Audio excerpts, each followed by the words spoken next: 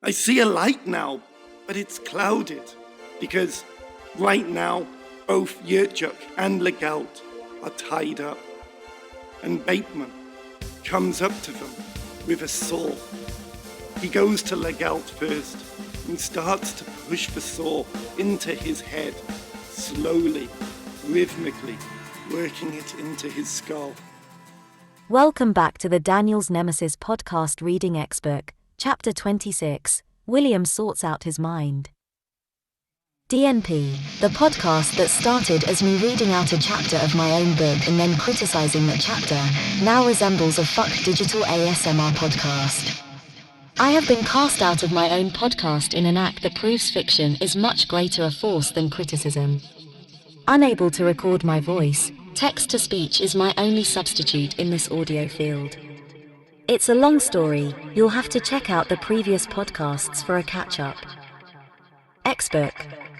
A novel that was written when I was trying to work out the world and my place in it. The form of expression was that of an alien invasion in 1918. The world has just come out of its Great War, and Ginger, a human fighter pilot, is the one man to attempt to stop this invasion. He is on the alien Mothership right now, hiding from an entire civilization in their air ducts with one round of ammunition in his pistol. Today's subject is William, Supreme Commander and leader of the aliens. Due to increasing pressures, he launched a massive invasion after the first, small invasion failed. He now has a pesky human scurrying around somewhere on his ship. Surrealism, existentialism, stream of consciousness, finding meaning then deconstructing that meaning and leaving it in shattered pieces only to be later tucked under the carpet when my parents come to visit. This is the world of XBook. An anything goes novel, in which anything goes. I wasn't good at editing back then. Apparently, I didn't care that people might actually read this book either. We are nearing the end of the book, just a few more chapters to go. I said at the beginning of this intro that this novel is about me finding my place in the world. Things get dark in this chapter. Just my young angst, laid out bare. Please remember, this is fiction, always fiction. Logic is as logic does.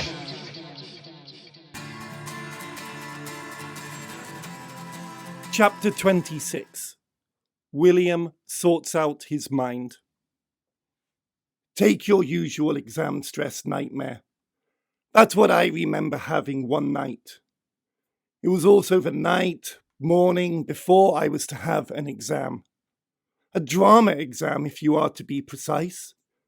But I remember walking into the exam in this dream so early that the group before me was still sitting it. Never mind. It didn't bother me. It just gave me some extra time to allow me to go through the exam, I seem to remember. So I am sitting there, with an ooze of confidence slowly coming from me, but certainly there, with the others coming in. And the exam starts properly. I start to write, but instead of writing, I start scribbling with my pen, forcing it into the paper so that I start tearing each of the sheets under the top sheet. Just big, stark, bent and jagged black lines. That's all I know, and seconds pass, and the exam is over. Do I feel a sense of guilt for disturbing others? Should I be glad it's all over? Am I happy or sad right now? Should I know why people seem not to look my way? Or does that not matter? I speak to them. They are happy to talk to me, although I feel embarrassed. They tell me of how I was screaming my head off, about how I was punching at my head and pulling at my hair, about my gushing tears of anguish and my total devastation. They tell me this because they were not that bothered by it at all, content to let me do what I needed to do, whilst they did what they needed to do. I begin to worry that I am breaking down. This is confirmed when walking along, I come across a person I went to school with. A person that I have not seen for so many years. Yet, here he is. And the same intensity that I felt during that exam comes over me, and I want to punch this person. I want to destroy this person, to obliterate him, not only from the present and future, but the past also. The intensity flows through my body. Every single molecule eagerly embracing this warmth, desperate for its chance to feel something, anything. And suddenly, I understand the horribleness of this destructive power. And I stop it. It's better to stop it than to let it carry on. And I realize that I can stop it. Sometimes. I have to maintain control. Me. I wonder why no one else saw fit to stop me, to calm me down. Is that what's expected of me? That I can fall apart and you hardly notice? I woke up then, and I think now about this dream. A lot of its detail having fallen back into my unconscious. Maybe to be released another night. Maybe to come out in some other ghastly way. I think of the details that I can remember. That coming evening, I was to perform in a play. When I finished that play, which was the basis of my exam mark, I was commented on the split personality of my performance. As written in the play, my part was a woman's part that was to be played by a man. I was that man. The way that I chose to play that part was to flick between the passion for someone who was not my stage husband, the guilt for having this affair, and the need for forgiveness from my husband, and the absolute hatred and violence towards my children. Just flicking between the three. The person in my dream I had not seen for years, I studied drama with him at school. I still hate him. The way that I chose to play my part, as any of my parts, and the way that I write, they are all reflections of myself, of who I am. I feel all those emotions every day that I put into that play. I feel all those emotions daily that I had in that dream. And this is why I wonder, am I really unwell? Or is that just the hypochondriac in me, the part of me that feels it needs to destroy myself, that hates myself, that looks for any flaw that can be exaggerated in order to give myself a sense of self-worth through my uniqueness? I know that I can control my violence towards other people. Every day I want to hurt somebody, and I stop myself. Yet, when I'm on my own, as I was in that exam room in my dream, I know that I cannot control myself, and I take it all out on myself and any other object close at hand. But I wonder, how long can I suppress that anger towards others? You see, many would see the real scenario of struggling at an exam as a nightmare. I don't. Many would see the total breakdown of oneself during an extremely stressful time as a nightmare. I don't. I see it as normal. Normal feelings in a fairly bog-standard dream. Sense of loss, loneliness, lack of guidance, struggles, all within a normal night's dream.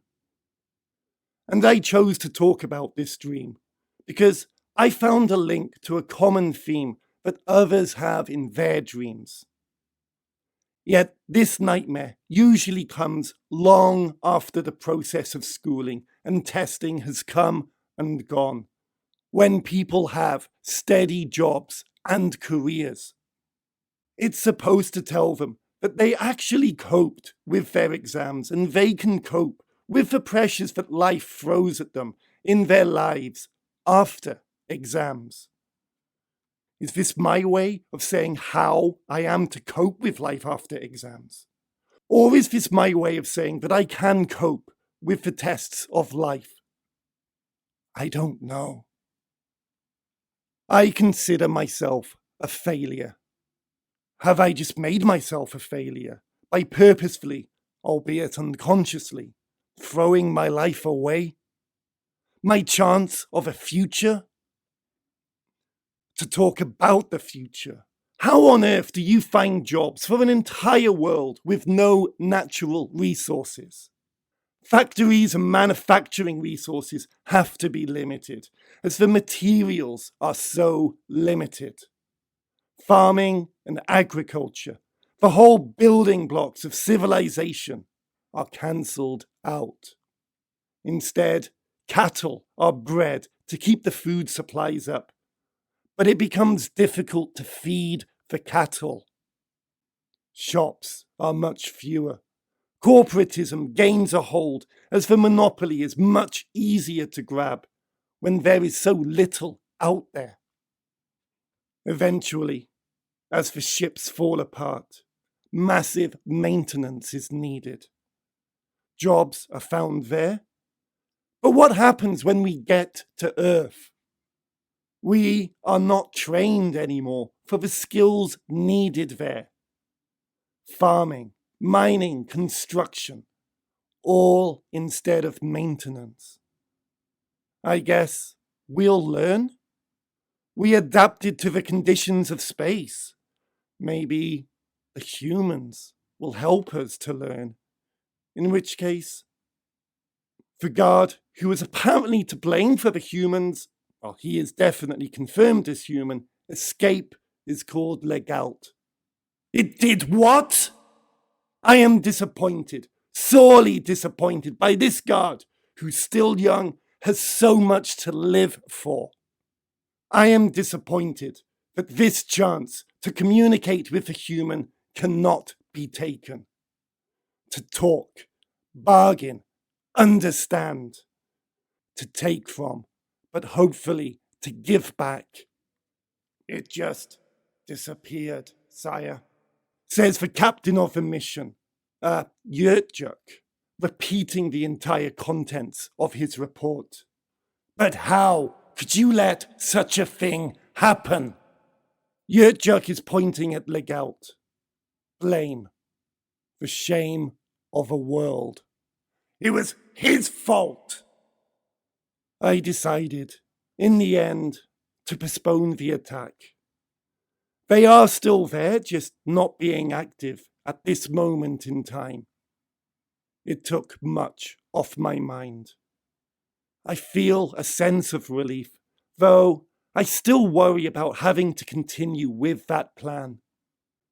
I still haven't called them back. I have not allowed myself to completely rid myself of that guilt. I want to bring them back, but I won't, because there is just that part of me that won't. Just won't. The only way I could was to realize that by having a human here, we could kidnap him, ransom him, get whatever demands we want, though they've not been thought of yet. The silly part is, I doubt that they were ever thought of, that this whole thing just went ahead, regardless. We could even just talk things out. But it seems that by having a human, the best of his kind, I would assume, it seems more overpowering than having huge scale destruction. It doesn't make sense, but the sudden shock would just seem too much for people to take in and react properly, I guess. Again, I have no idea how we want them to react, what we want them to do for us.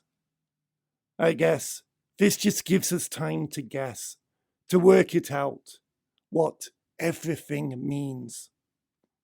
Hopefully, we can get the sympathy of a world for this one person, rather than the shock of a world towards itself after it's just tried to tear itself apart. I don't know, it doesn't make too much sense. But I know one thing. We have to get hold of this person first. We can maybe show that, with the destruction of this one person, they will feel a sense of futility, that there is nothing they can do. If he is the best there is, which I would presume, then nobody else will feel up to the task. I just don't know what that task will be when we present it to them. Here we go again, says Legault, knowing, at least believing, that any chance of promotion is now gone. Insolence! Shouts Yurtjuk, and hits Legault with much more force now that he is standing in front of me. What is going on? I don't understand. I don't know. How? But how? I mean, humans don't just disappear into thin air, I find myself saying. That's what I said, sire, says Yurtjuk. He salutes me. Legault tries to protest at that, but he is ignored. Congratulations. But that's not exactly helping, is it? I say. Thing is, I don't know if I'm talking to myself or not. No, sire. He salutes once more. Well, what are you planning to do about it? Well, Legault steps in where Yurtjuk is trying to finish off. He doesn't know, sire. Why? Why do people do this to each other? Lay blame on others, bring others down with them if they know that they are going down. It all seems so difficult, all the time, to know, to wonder. But here we go now. Yurtjuk pulls Legault to one side and hits him once more. I don't like it. I want to stop it. As Supreme Commander, surely I have the power to do this. But I feel I have no right at all to make my mark into these two people's lives. I feel the question, who am I, keeps cropping up. What did you tell him that for? Well, someone had to. And will you please stop hitting me? Please. Yurtjuk hits him once again, this time out of spite. I have to look away now. I cannot bear to look. No, I will not. Are you pathetic? I ask Yurtjuk, finally interrupting the conversation. He turns to face me. No, sire. He salutes. Are you the chief of security for this mothership? Yes, sire. He salutes as hard as he can. Well, prove it, because I'm not believing you. I put on the video of the escape. I want to watch it, to see for myself, as life is beginning to become childish and petty and so claustrophobic. And this is what happens, though you already know what happened. I watch you coming out of the smooth, a graceful fall back into your smooth, and I see the guards. They are fronted by Yurtjuk, running towards you. There are shouts coming from Yurtjuk as you get out of the smooth and make a run for it. You are followed by gunfire, but this comes only from Legault's gun. The order that Yurtjuk is giving to not fire is being ignored. Spurned on by this barrage of a person, you continue to run when, out of your pocket, you pull an object. As yet, it is undefined. You reach out, far in front of you, and you place the object down. It is a full-size building. You are still some distance from it, But you manage to get inside unscathed and are able to use it as a barrier from the guards who are still behind. Although largely unfazed, some start to spread out. But your ploy has worked. You are safe. You repeat this. Then you disappear into some boxes. Legault is the first to reach your hiding place, but no one has any idea what has happened, where you have got to. What tricks do you have under your sleeve? All the boxes were checked. There is no one hiding in them, but it does not matter. You found a chance and you took it. All congratulations go to you. Sire, says Skirnage. Can it not wait, Skirnage? I'm doing something important here. I'm about to execute these two for their stupidity. Execute? The words came out stronger than intended. Don't look at me! It was his fault, says Yurtjuk, pointing at Legault. Legault steps back, putting his hands up in protest. No, it wasn't. It really wasn't. Honest. Terribly sorry, I say, meaning it as an apology, but unfinished it comes out as a threat. We do not have executions anymore, but there is still no law against it. People are just accepting what I say. I want to shut up now. Bateman is coming back. He is the destroyer. Bateman is coming. Skirnage tries again, regardless of what is going on. Well, sire, I was going to suggest that we scan the ship for any signs of human DNA. That way we know exactly where this human has disappeared to. Still in shock, I look to Skirnage to help, for him to get me away, to give me an answer to the hope that has just been instilled. I say to the two in front of me, you see, now this is what I call good thinking, but I say it with a mask of terror on my face.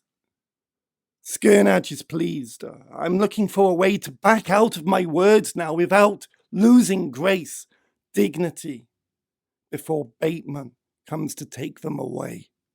Why, thank you, sire. I see a light now, but it's clouded, because right now both Yurtjuk and Legault are tied up, and Bateman comes up to them with a saw. He goes to Legault first and starts to push the saw into his head, slowly, rhythmically, working it into his skull. First, there is no blood for all of about 5 seconds. Nothing, just a parting in the head. But then there is a leak, and slowly the blood oozes out. Nothing at first, but by the time the saw has been worked an inch into the forehead, Legault's arm is blackened with blood, and Bateman's arm too is soaked. The saw continues to cut into Legault's head. And what is Legault doing? He can do nothing. At first, he tries biting his hand. Starting to cut into the brain by now, he starts convulsing, shaking. The eyes are the first to react, flickering, then rolling up as if trying to watch what is going on above. But the convulsions, as motor neurons are triggered for the final time before being destroyed. A growl being emitted is ceased suddenly, and then the legs kick, violently, uncontrollably, so that Bateman has to stop whilst the life juices flow out and unconsciousness comes back. Finally, the head is opened, the brain pulled out, and I, Bateman, start searching through this organ, looking for the answers. The answers that tell of what he is, who he is, the race that he represents, the persona, the life, the goodness, the badness. There is nothing here, no answers, and Bateman, I am sorely disappointed. I have one choice now, to start on my next captive, and Bateman gets out a knife and starts skinning the chest of Legault. No, he is dead, of Yurtjuk. No! I stumble out. Skirnage is shocked. He thinks that suggestion was quite clever, but not as shocked as Yurtjuk is whilst Bateman scrapes away the fatty tissue that lies on top of the muscle. What? Says Skirnage. All Yurtjuk is capable of is a stream of abuse in between gasps for each scrape. No! Yes! Do it! Stop it! I get through to the muscle, and when that's through, the rib. Bateman gets the hammer for this job. He taps away, hard enough to break the ribs, but not enough to mangle the organs underneath the rib. He pulls away the broken ribs, and I yank out the heart. It beats as I grab it and continues to beat, though struggling under the crushing power of Bateman's hand as it is pulled away. It stops. There is no answer here. If ever a person's emotions lie in the heart, they do not present themselves. If the life force of a person is its blood, then it is just thick and sticky, and above all, messy. Bateman won't get the answers. No! Bateman! No! Bateman!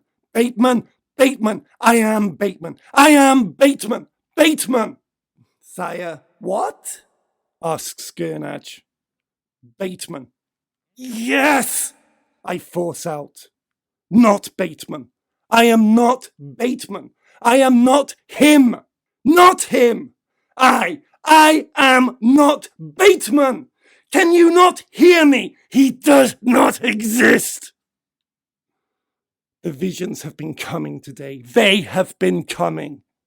I don't know why. Am I stressed? Am I worried? What? Why? I look at Yurtjuk. I look at Legault. Neither of them are harmed, but Yurtjuk is disgusted. I could have killed you, understand? He knows what I am doing, but I saved you, understand? He knows that he has now lost his job, certainly, but I could have killed him and I saved him. I am a savior. I am God, immortal, everything that is contained in this ship. Bateman is skulking away whilst I handle Yurtjuk, gently shaking him, saying to him, "Don't let me do this! Don't let me do this!" Over and over, but he gets annoyed. He feels that he is about to lose his life and that I am still placing pressure on him.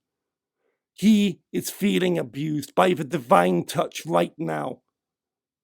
I have the power to take and the power to give, and right now, I try to give to an unresponsive audience. He asks me to be quiet. Skirnage just watches in quiet disarray. I know now why religion is so important, why every being has to acknowledge religion for whatever reason, whatever their ideologies behind it. There is a natural order. I am at the top. It is only those at the bottom that try to ignore. Skirnage finally walks off to go and scan the ship for these signs of human DNA. I call after him. When you finish that, execute these two and the rest of their security team. Yurtjuk is looking at Legault with utter hatred. Again, me, have placed that hatred there. I have that awesomeness. Now look what you've got me into! He hits Legault once more, but the shock reverberates. I feel the power of that whack, even though I have not connected to it. I face up to something. I could not have given that punch. Only a stronger being than me could have. I am humbled. I have been deluded. I am nothing. Oh, Yerjuk, forgive me, for you do not realize what a fool I have been. Legault hits back with all the force he can find. Look what you got me into, sir! For Legault is fighting Yerjuk now, for supremacy, to be a higher being than him, a truer, divine being. The strongest survive. I have fallen. Yerjuk turns to me. Sire? But I still outrank him. I still outrank Legault. So am I a diviner being? I don't know anymore. After I fell, have I risen so suddenly? Am I better, worse, or no different? Yes, what is it? Well, I just thought I'd take the chance to say what an utter bastard you are, sire. Or should I say, sire, scumbag. Your mother was a Gorting and your father was a Darginge, and look what they produced. An utter piece of shit that couldn't find his fitter with a hang-it. I give a smug little smile. I am normal. He is normal. But I still have one power over everyone, though it has not been used lawfully by anyone for a long time. This is just simple revenge now. True vengeance. A true God. Yes, well, I'm not going to die, am I?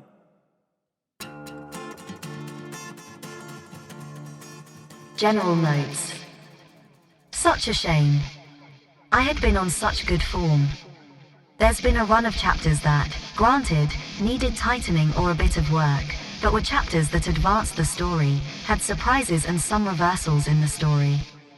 Act 2 has largely consisted of chapters that loosely fitted a storytelling form that I had been following even without intending to. And then we get to this chapter, which has undone all of that. It had intentions. Possibly. It's a messy chapter.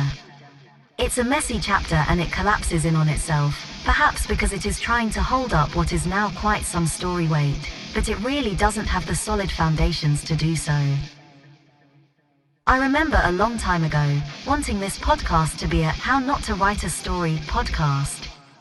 I wanted to use XBook as a cautionary tale so that aspiring writers can see what can go wrong. So, let's go into all that.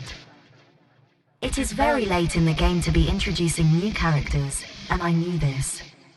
But introduce new characters I did. Granted, Yerjuk had made a bit of an appearance long ago and was named at that time, with Legault no doubt being his sidekick back then. They both reappeared in the previous chapter, re-establishing and continuing their power dynamic. In this chapter, they are having a spotlight shone on them once again. Does it matter their importance? They are here because the story needs them to be here now. They were absent when the story didn't need them. They are as two-dimensional as one could expect for characters who are only there for function, and poor comedic function at that. But what is their supposed importance? I wanted to represent chaos on the bridge, with everyone having different ideas of what was to be done on Earth. I wanted the unity of a collective goal taken away from this group of characters. I got this instead. There are micro and meta-narratives, where the micro-narrative should personalize what's going on overall in the larger scheme of things. This is too micro, to the point of being just a different narrative. William's concern has shifted away from what to do with Earth, even what to do about Ginger, and he is just trying to maintain order in his mind, as well as his crew. Needless to say that it's a confusing mess of unknown intentions, terrible backtracking, and different crew members interpreting what's going on differently. Yerjuk is the one who's interpreted what's happening the worst. Although equal punishment is applied to Legault, he seems less bothered, in fact later thinking that it only applies to Yerjuk and he claims his superiority over Yerjuk. Skanai doesn't seem to care at all, or he is just oblivious to everything. He's come up with an idea, and then takes his own initiative when he isn't given the command to do so. By focusing too much on their own individual goals, I have let slip the main goal of what needs to be done at such a crucial time. William should be focused on the invasion. His primary goal is how to get the Traskans onto Earth. Ginger's disappearance is a distraction. It foils his plans in both the sense that he is not focused on the invasion, but also William can't kidnap Ginger to have a bargaining chip when talking with the humans. Scifi tries to keep William on track, finding Ginger so that William can focus again on his primary goal. However, Yerjak and Legal's inclusion here is a distraction from the distraction. It's an unnecessary third plot for William to deal with. It's an unnecessary third plot for the reader to deal with.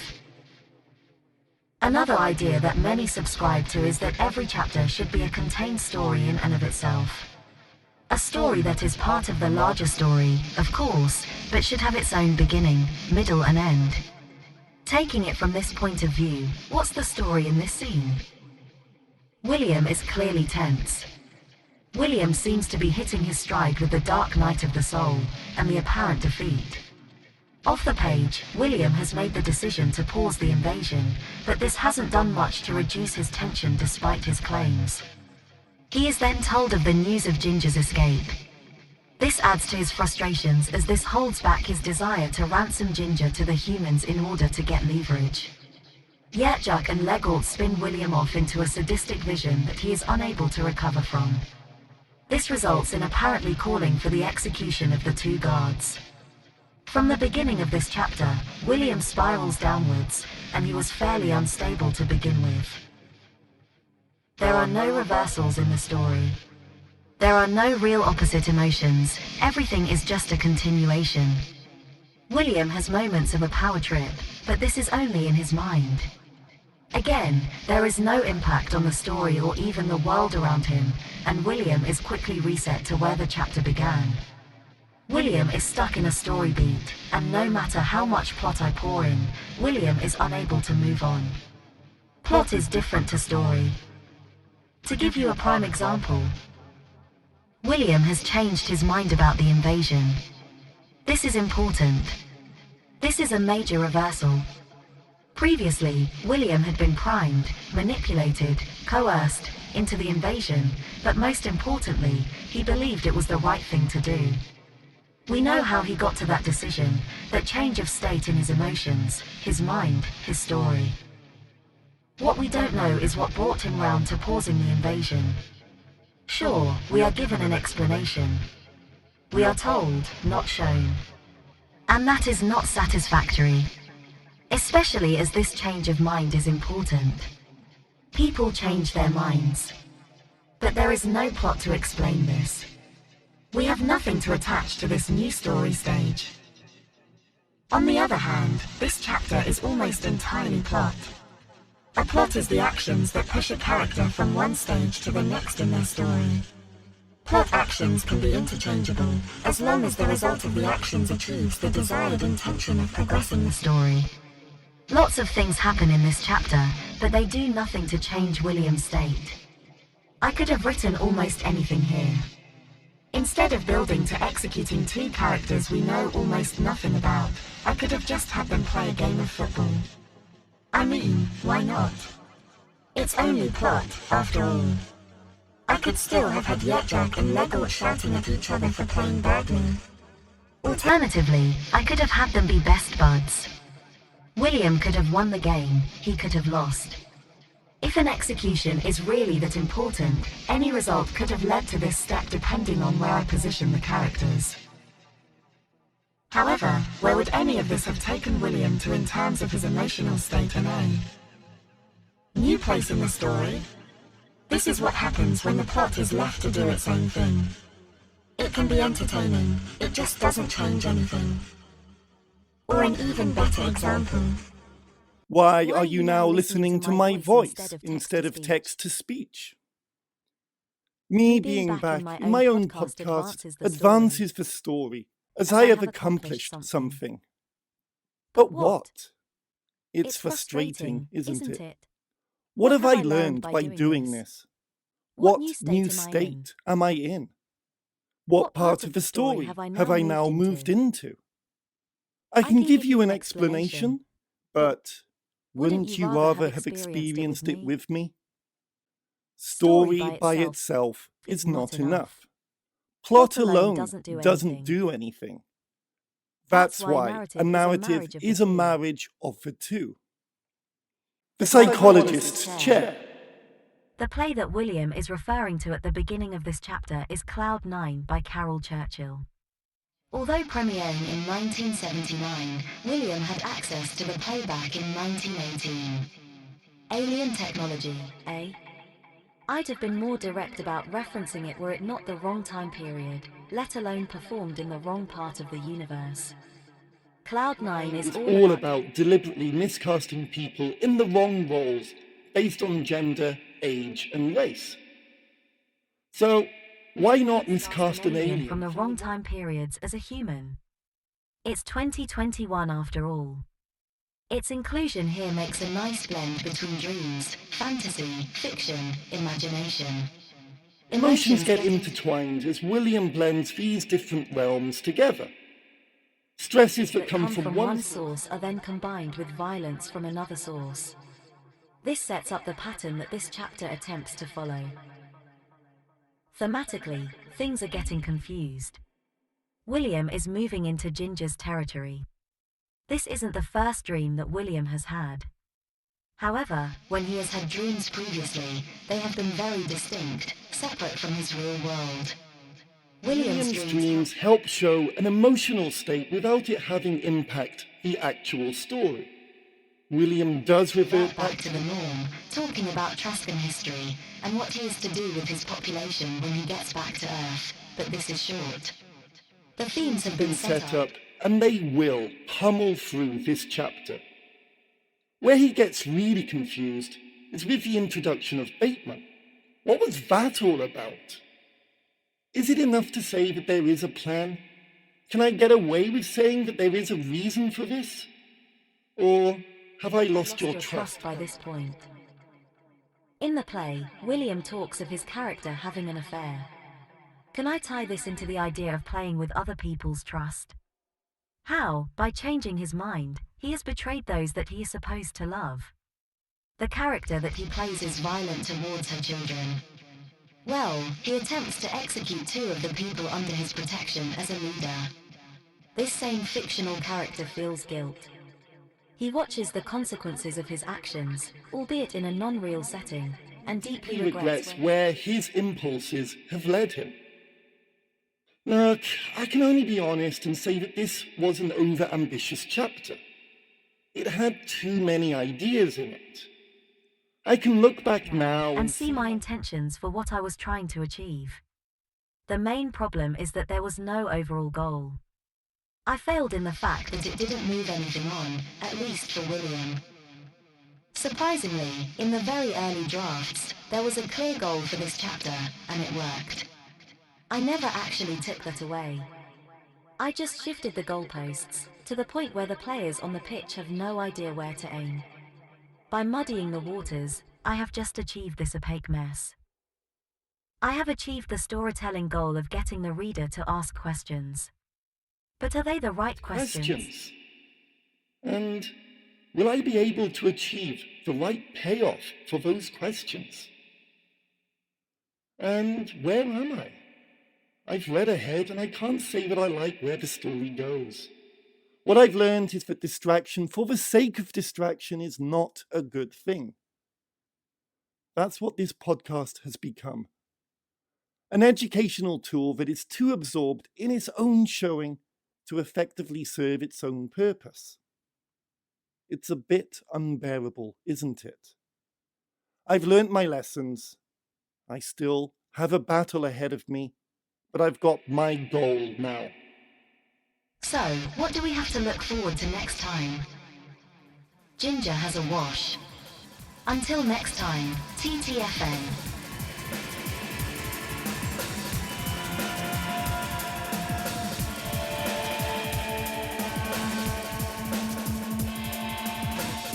And just in case you're wondering, all text was written by me, Daniel's Nemesis, and XBook is purely a work of fiction and is not meant to be based on anyone or any events at all.